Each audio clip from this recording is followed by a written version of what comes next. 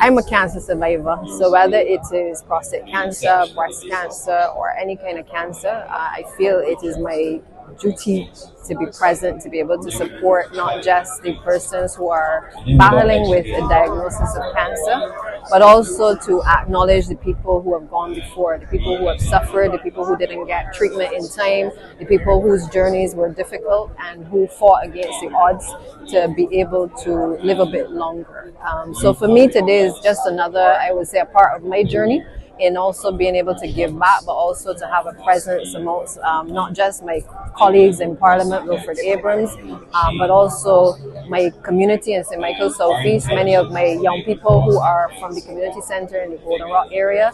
young men that we've been working with for a number of years, many of them are here as well, because I think it is important to get them into the mindset that they have to look after their health from the youngest age, and to allow that then to translate into them as young adults being able to take control of their own health as well. So for me, it's important to bring along the young people, but we also have some of the older generation as well as women, because some of our women too need to be at the forefront of encouraging men to be able to go and get tested and to look after their health.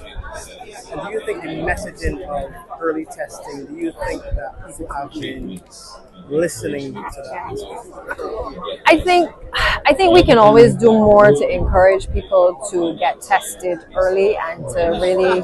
keep a check on their health. People don't like to find out bad news, and therefore they delay going to a doctor, they delay finding out. I use myself as a personal example. I mean, I did some delaying in terms of my going to the doctor, but I was lucky that when I actually went, that I was able to find my own breast cancer very early, and I was able to take the steps then to be able to undergo treatment. So for me, I've lived it. I believe in early detection, and I believe that early detection will save lives, or it will help you to prolong life as well. So if you look at it from both angles, either you live longer and you live a better quality of life, but either way, I think being able to know where you stand, what your status is in terms of cancer or any disease, allows you to take better control of your health and to be able to plan not just your current, but also to be able to plan your future as well. Can you tell us about often we look at the physical aspect if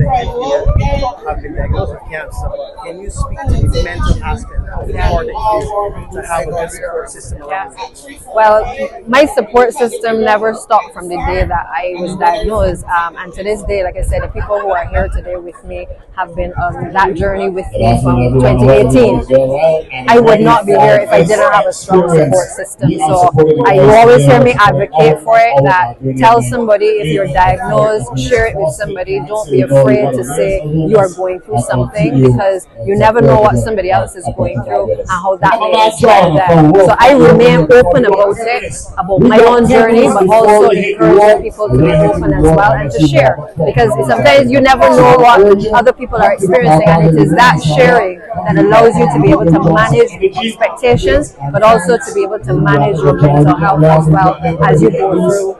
treatment. Being positive is something that also I think is critical. You have to keep people around you and surround yourself with people who are going to motivate you and to keep you positive, because every day is not the same. Every day is not the same. You're going to some days not feel good, and some days, you're going to feel like giving up. But if you have the right support persons around you, it makes the journey through cancer or any health issue a lot easier.